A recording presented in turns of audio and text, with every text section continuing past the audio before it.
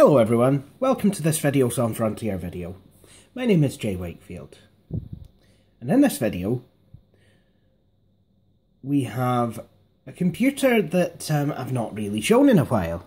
The computer in question, of course, is the Compaq Armada 1130T. Now, those among you that know Compaqs might probably actually turn around and say, but Jay, is this not a computer? Well, actually, and I didn't know this until I saw a video by Brandon Bishop about a Compaq Armada 7400. But this particular, he actually spoke of a Compaq Armada that basically had the shell from a Contura laptop. And anyone who may have had a Contura laptop, one of the later models, may recognise this shell. I've seen some Conturas that look exactly like this, so that leads me to believe that this Compaq Armada might be at least one of the ones that do look like a Contura, if there are any more. Basically, because it has the Contura shell, and they've kind of crossed out Contura and written Armada on in crayon. Now, the last time I showed this laptop, it was running, and still is actually, Windows for Workgroups 3.11. But I've decided I'd quite like to make this back into a Windows 95 laptop. There's a couple of things I'm going to need to do before that can actually happen. Firstly, I'm going to need to actually format the drive. Now, I could just go ahead and do an upgrade to Windows 95, but well, I really don't like doing in-place upgrades, so definitely going to format the drive. Also, I've realised I need to actually install a... Oh, jings, what's the word I'm looking for here? I realise I actually need to install a utility partition. So, without further ado, let's get to it. Oh yeah, and I had the sound driver, the PC speaker driver installed. Now, I'm not sure which my utility boot disk was. So, I'm just going to kind of lucky dip it here.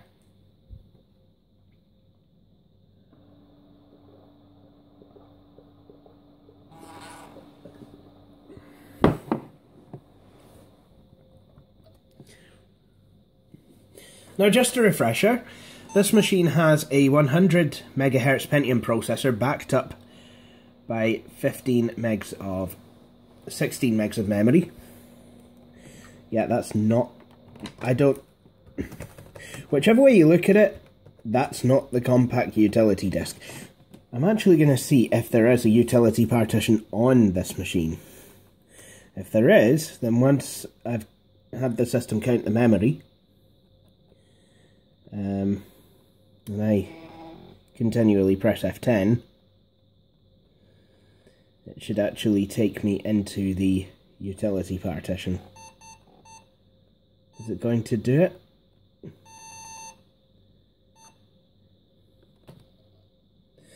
Of course it's not. Oh, yes it is. Yes it is.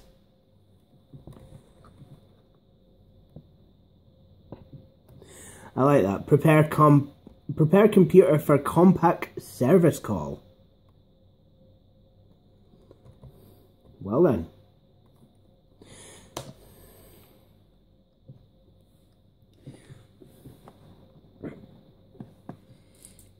So I think this is a later version, I'm not too sure, but this is a version of the Compaq, different version to the one I'm used to, of the Compaq restored disk.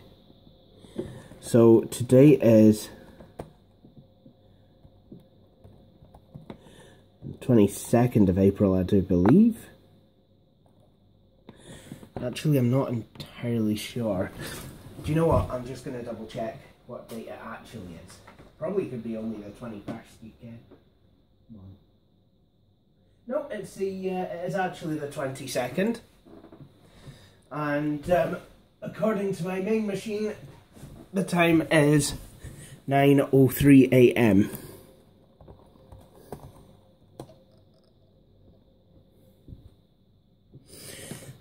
So this is good news, because it means that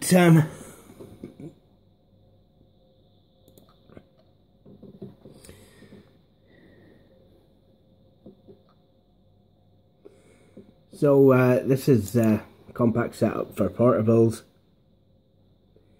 I think actually this could be an older version. Oh, this is a 120. What do you know? I honestly believed it was a 100. I'm going to enable quick boot. Storage, 3.5-inch floppy drive, hard drive which is nearest down at a gigabyte, and yeah, obviously there's actually no sound. So what I'm going to do is, I think I'm actually just going to, actually no, I will have to repartition if I want FAT32.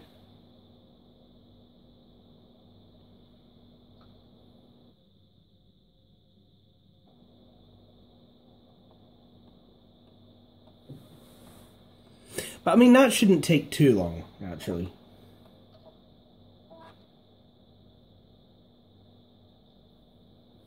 So, I'm going to boot without the CD-ROM support, just for the time being.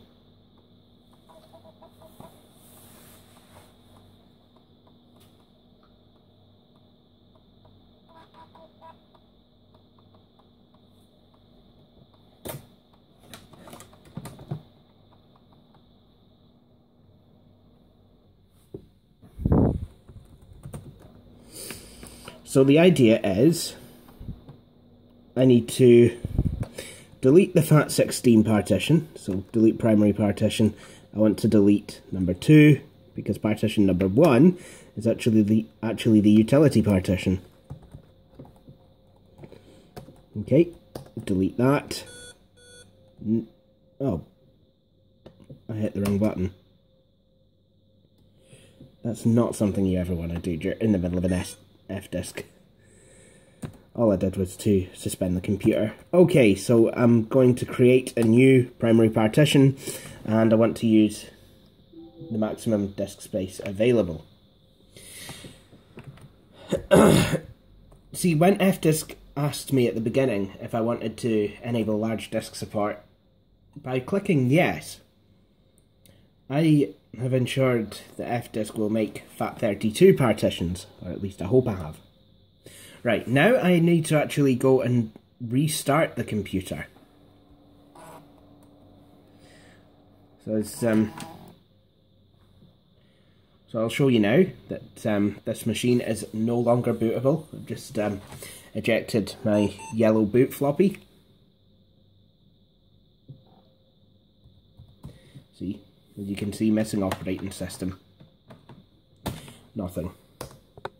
So, let's install one.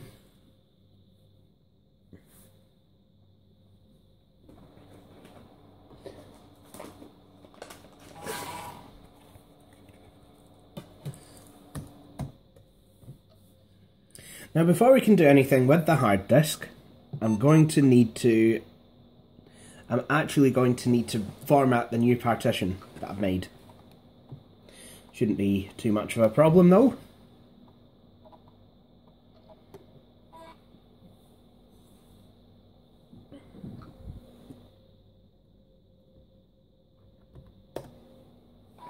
And I'm going to select the Arcos PC card CD-ROM driver.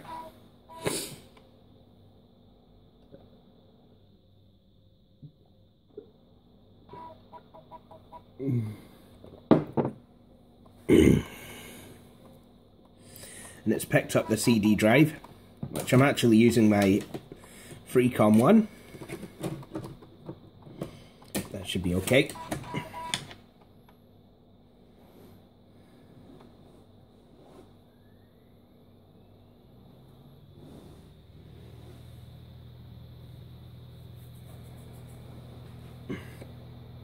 Yeah, and Messy Dix has detected it.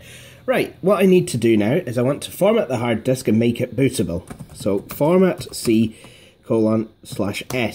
/S switch, obviously, to copy the system files over.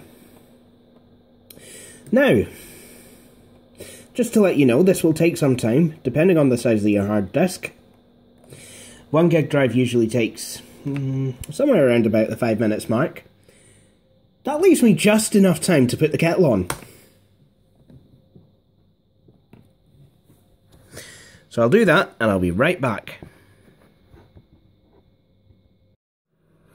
Well. Sorry about that. I actually had to run off out. Anyway, we're back to it now. As usual, we're going to copy over the Windows 95 installation files. So, oh, by the way, I'm burning a CD in the background.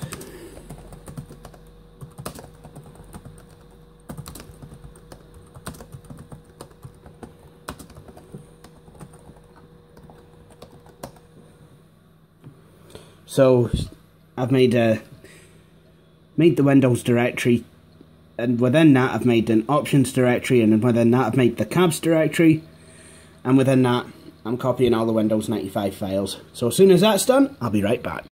Well guys, today is actually Monday, April the somethingth. Yeah. It's the 27th over there. Thank you. 27th of April. I know it's been nearly a week now since I actually left off. A lot has happened. Literally, Friday I actually was took ill and had to go to the hospital. Very bad abdominal pains. I reckon it was some sort of I don't know what it was, but yeah. But the hospital patched me up pretty nicely. I'm on a course of antibiotics. Hopefully I'll be feeling a wee bit better soon. Which is more the reason why we need to keep hold of the NHS. Anyway, back to this machine. I can't remember what stage I left it in, but we're going to switch it on and we'll find out. And because it's darker, we might actually be in with a shout of seeing the screen. I say that and it doesn't look like we can see it at all on camera. The screen's just that dark at the moment.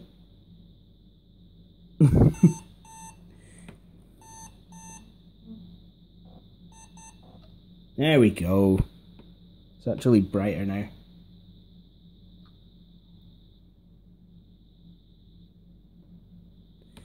And it's going to go back and count the memory all over again. Why does it do that? Oh yeah, and I've got Billy and Luke with me, by the way. Hey folks. It was I'm tired. I've been working all weekend. Yep. So Billy now has a job, which is absolutely fantastic. Right, so I have actually made the drive bootable. I knew I'd done that much last night. However, I don't remember if I've copied the Windows 95 files over yet. Well, I've certainly made the directories.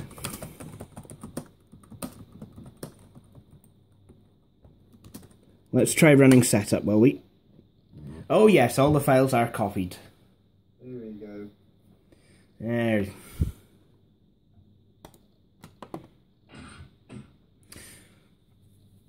So this machine, it should be quite simple to set up. Really, it's not that much of a complex machine.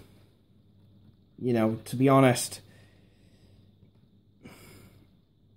I've seen bits of pig iron that are more advanced than this computer. Yeah, my fingernails more advanced. Yeah. Although it does have a Pentium 120 in it. It's my Legend 1510 Supreme, but then again it has sound. Yeah, this is kind of like the Legend 1510 Supreme because it's 16 megs of RAM with a Pentium 120.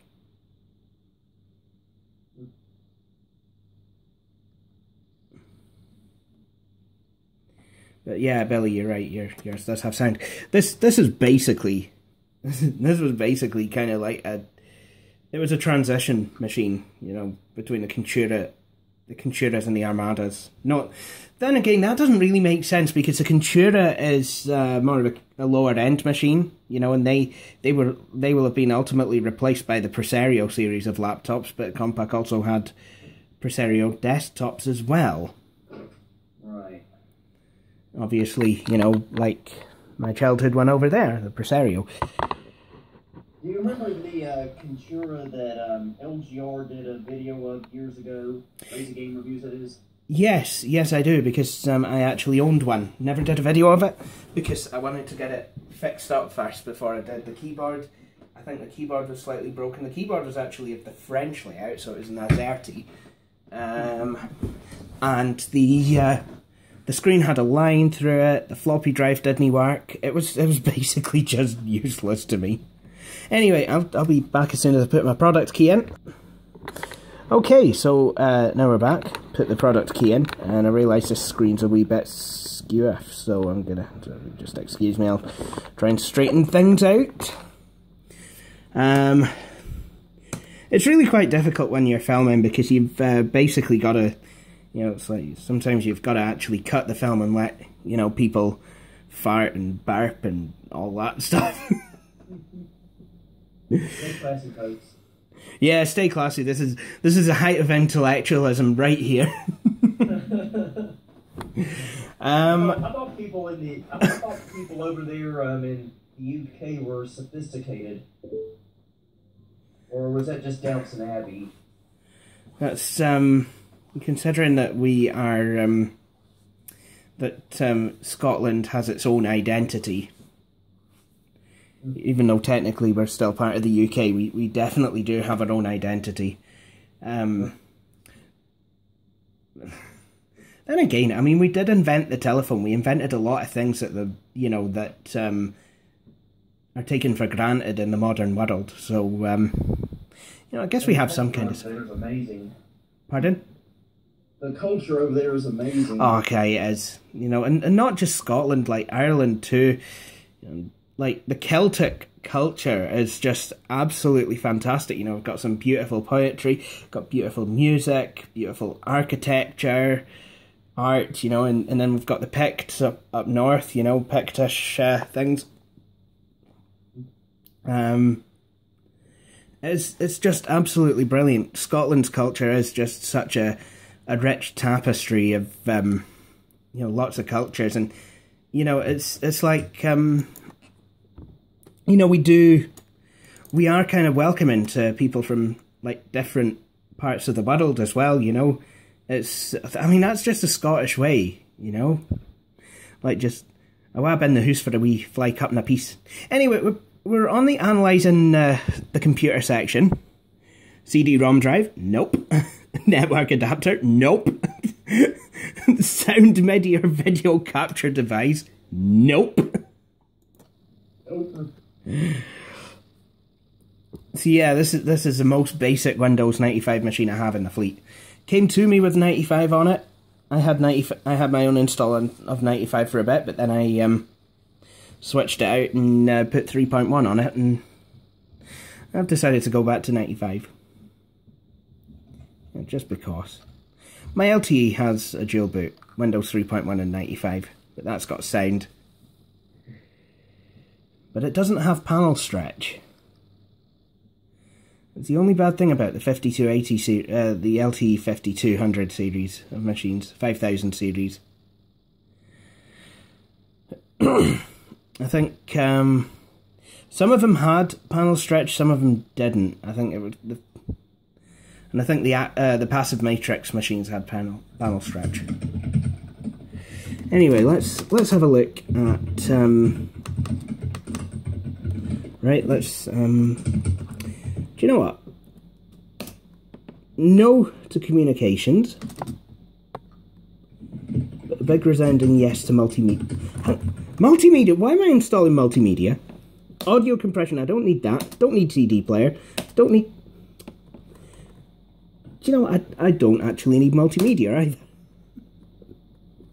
I just realised something. I'm installing the sound schemes on a laptop with no sound. Briefcase, calculator, character map, desktop management, desktop wallpapers, document templates, trains, imaging, mouse pointer. Don't need network watcher.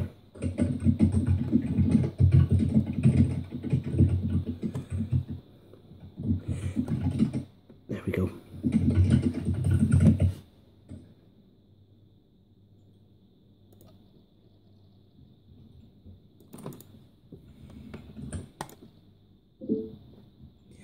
Alright, it's a Cirrus Logic video card. Let me just check the keyboard layout. Yep, it's a British keyboard. Whoops, standard PS2 mouse. Also got a Logitech trackball. Oops. 800 by 600 laptop display panel, system locale, British. It does have APM, and I'd like to use the Windows 95 interface.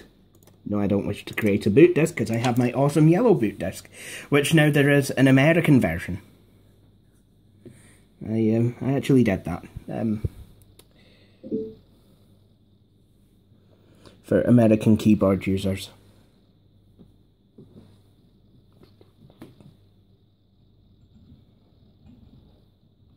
Okay, so that is Windows 95 actually a way to install.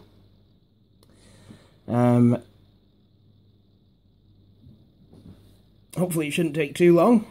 There's no network or audio things in it this time, so I would say the install should be quite quick. Now, as usual, I think you're all aware of what I'm away to do right now. Now that Windows is installing. I know what it is, but I'm too tired to say. Well, it's time for me to make myself a nice cup of tea. See you back here in a bit. Okay, so Windows 95 is installed, and I have the drivers downloaded on this CF card, which I plan to insert into this PCMCIA card CF card reader. Windows 95 does have native support for them. Makes it easy to get mass storage for Windows 95, certainly on a laptop. On a desktop, you just say plug in a zip drive. Or, if you're running Windows 95B and you have USB ports, Nathan Lineback of ToastyTech.com does actually have a USB mass storage device driver that works with Windows 95. I've emailed him actually. He's an absolute genius and saint for that. Aye. You see, the thing is, I've emailed him in real life, and yes, his website would have you believe that he's not that approachable, but in reality, he is. He's a great guy. Yeah, I've never talked to him before in any sort of way, but from what I've heard, he is a really good guy. Our own Matthew Halstead actually was able to provide him with images of Packard Bell Navigator. 10 years ago, before I even knew who Matthew Halstead was, and now he's one of my closest friends. He's a pretty cool guy, actually. Yeah, chat to him. Really need to chat to him a wee bit more, though. We used to play Left 4 Dead often with him, his partner, and the Paramac Galaxy.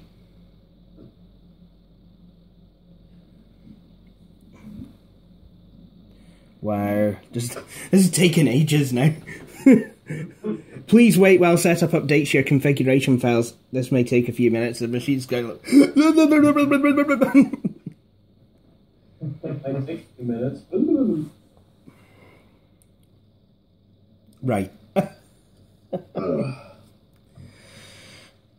Ah, completed. Now continuing to load Windows. Starting Windows 95 for the very first time. Special. I love that screen. Mm-hmm. I love that screen. Yeah, I know, I heard. Aye.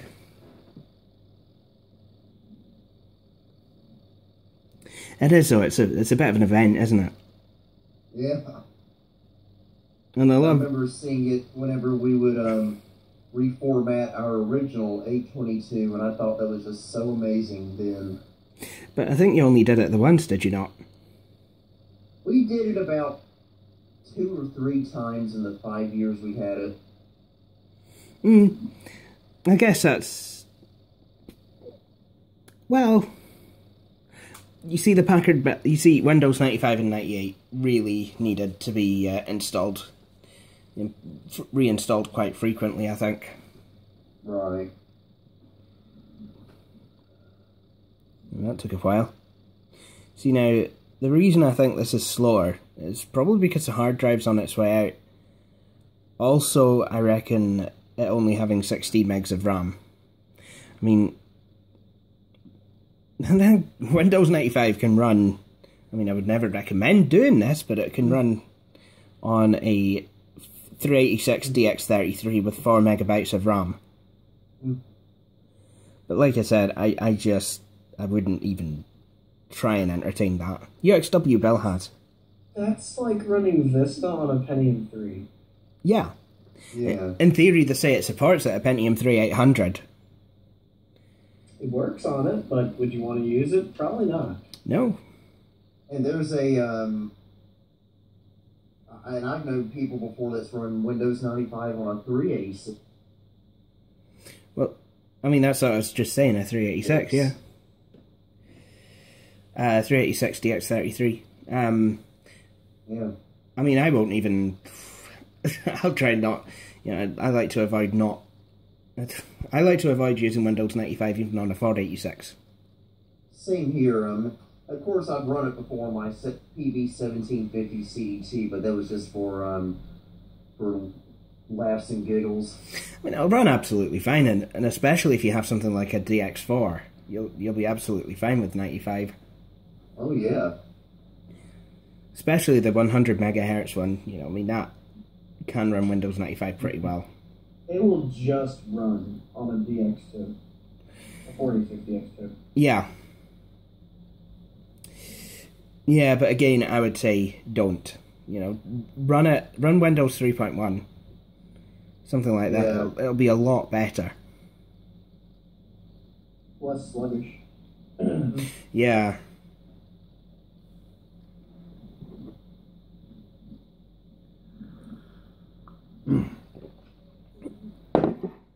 See, the thing is, right, you're buying something like a 486. If you upgrade it and start trying to run like Windows 95 or 98 on it, what is the point of having a 486? You know, at that point, you're best just having a Pentium or something. Exactly. And as you know, I don't even like running a Windows 98 on a early Pentium without MMX. For me, I like to run it on a Pentium 2. But How do you know Pentium? Pentium 2 or Pentium 3. Yeah.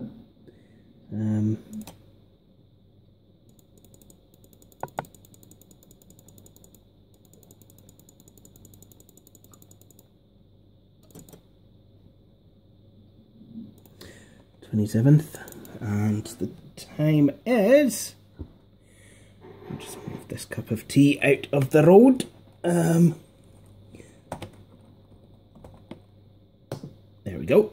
2:30 in the morning. Late night computer. Right enough.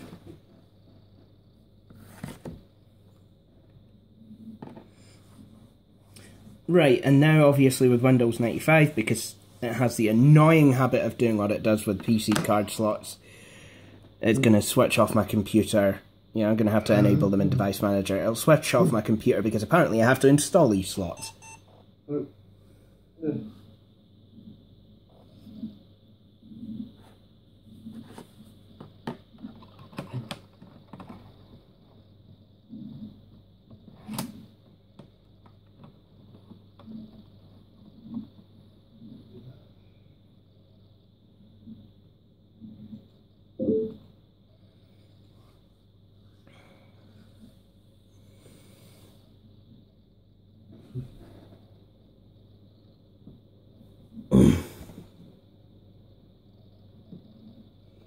Right.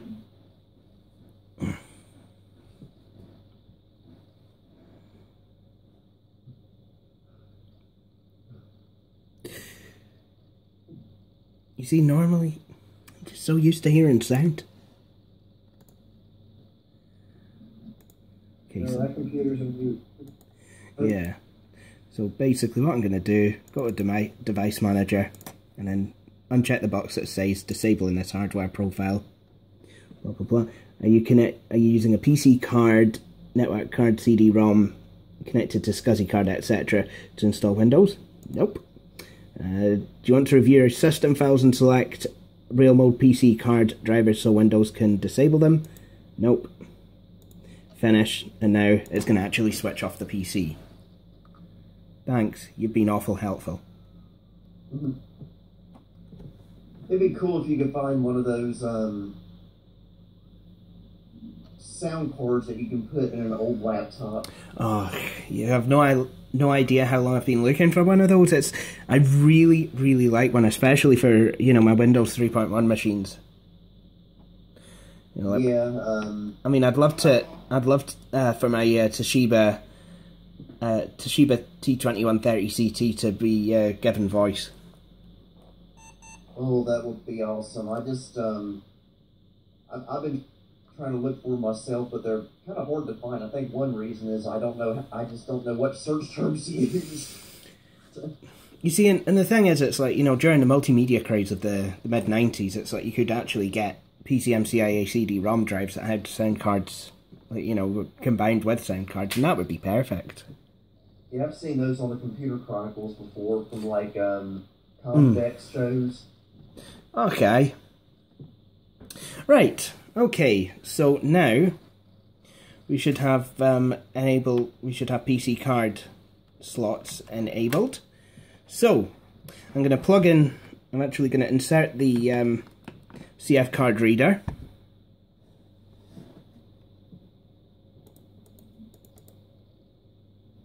Okay.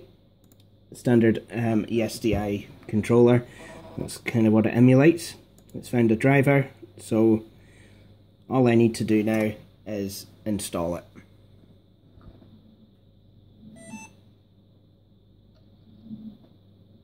Obviously that sound you'll still get to hear because it'll come from the PC speaker.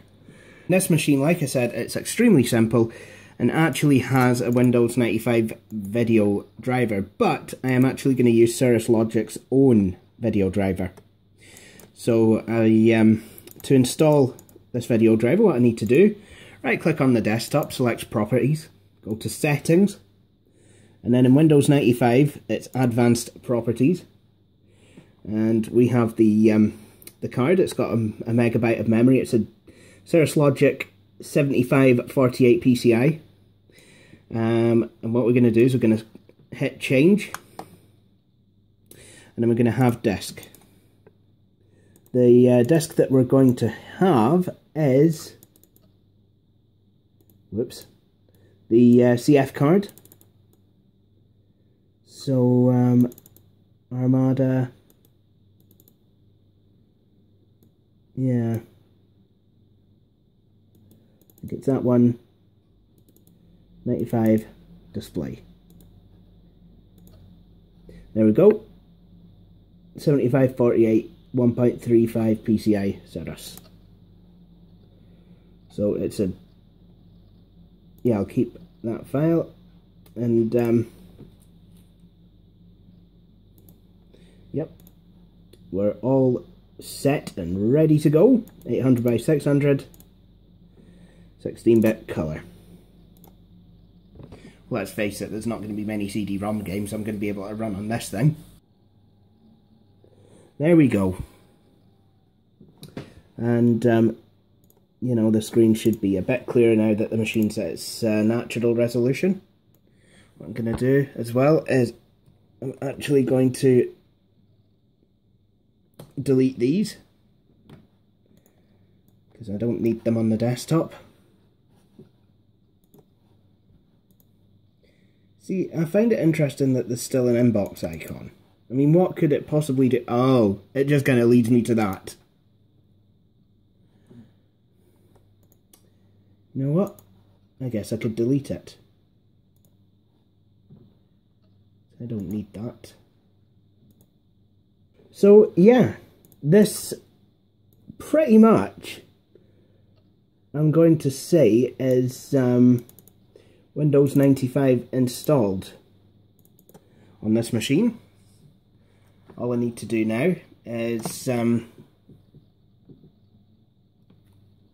just going to add the large mouse pointers, and then in my own time I will add the OEM information and a Compaq OEM desktop background and the OEM Windows 95 loading screen, and that'll be it. But until then, this is Windows 95 completely installed, ready to go on this computer, and yeah, that's about it. Anyway, I hope you've all enjoyed watching this video. If you have, please feel free to follow my channel on Facebook. Yeah, follow my channel on Facebook and subscribe to the channel on YouTube. The URLs will follow. But thank you for watching my video, and I hope you'll all join me for my next one.